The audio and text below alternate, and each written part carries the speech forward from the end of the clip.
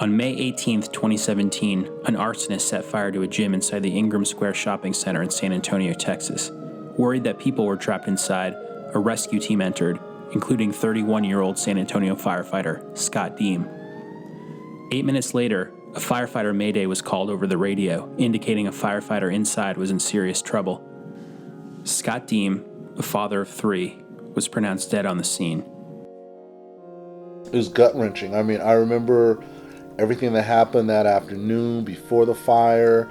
I remember what it sounded like when I heard the mayday. And when I heard that mayday, I knew somebody was going to die. It shook us to the core. It was a wake-up call. It was a wake-up call for each and every person in this organization. It was a wake-up call for me.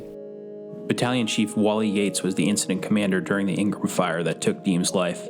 He channeled his grief into making sure nothing like Ingram ever happened again.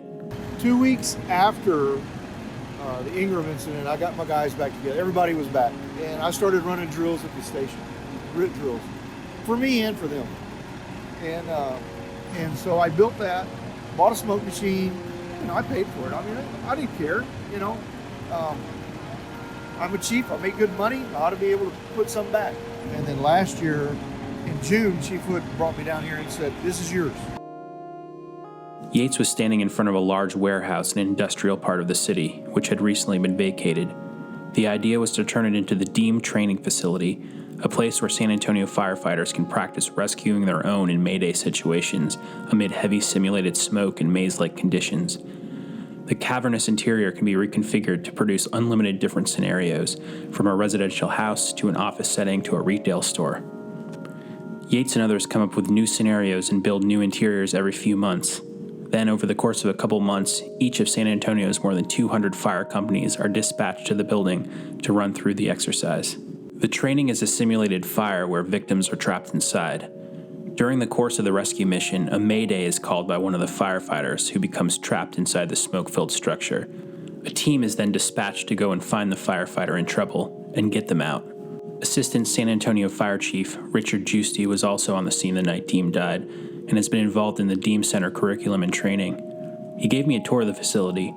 Even with the simulated smoke all cleared out, it was almost impossible to see anything. So you come around here and we come back out to the hallway.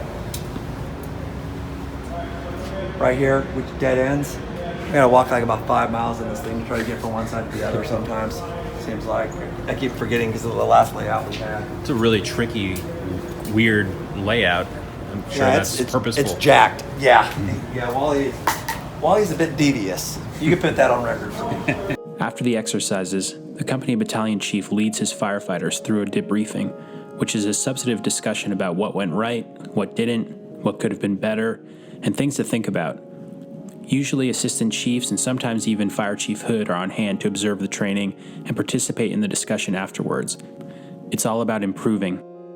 The most important thing for my ladder is to put that thing in a good spot.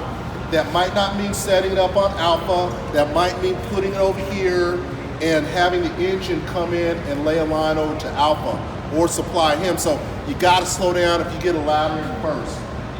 This is not a house, I repeat, this is not a house. So commercial mentality on something like this. Not only have these exercises sharpened the department's tactics and communication in rescue scenarios, Chief Hood told me that the Deem Center training has been therapeutic for the leaders who were on the scene during the fire that took Deem's life. That includes Yates, Giusti, and Captain Martin Silva, all of whom were passionately involved in launching the Deem Center and developing its curriculum. Captain Silva told me that the effort has helped him cope with the tragedy. If we do this and we train and we change the culture, then his death isn't in vain. The fact that everybody here is always so willing to train, so willing to get in and get dirty, and I do believe that it's going to help move this department forward. The department has already made huge strides forward in the year since the Deem Center opened, Chief Wally Yates said.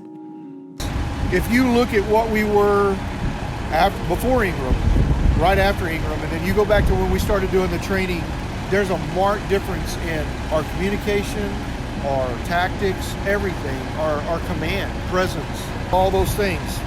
how long it took to give initial radio report, how long it took to give the 360, utilities, water on the fire, find the first victim, how long to get the victim out. All of those things are in an algorithm that I wrote a deal for, and so that was our baseline. And we've improved just so much since then. We're more situationally aware. I think it's going to make us the top fire department in the country.